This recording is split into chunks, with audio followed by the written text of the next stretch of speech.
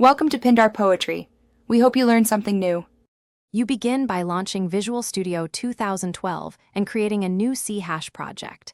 Select Visual C#, then Console Application or Windows Forms depending on the task. Name the solution and pick an appropriate target. NET framework. This ensures library compatibility. Once created, inspect the generated program. CS or Form 1. CS so you understand the project skeleton. Make sure to save and build immediately to confirm the environment compiles. This first build catches missing targets or install issues early. Now you write and configure the code. Open Solution Explorer to navigate files, then add references or NuGet packages required by your code. This provides external APIs and libraries. Implement the main method or form logic, leveraging IntelliSense to speed typing and reduce errors. Configure build settings via project properties, target platform, output type, and assembly info.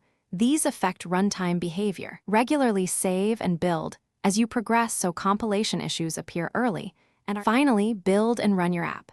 Use Start Debugging F5 to step through code with breakpoints and watches, or start without debugging to test runtime behavior quickly. Switch to Release for optimized builds and check the output folder for the exe. When packaging, set the proper target platform and include dependencies.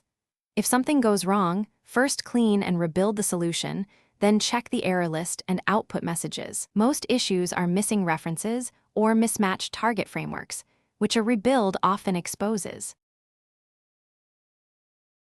Thanks for watching. Consider subscribing if we helped you.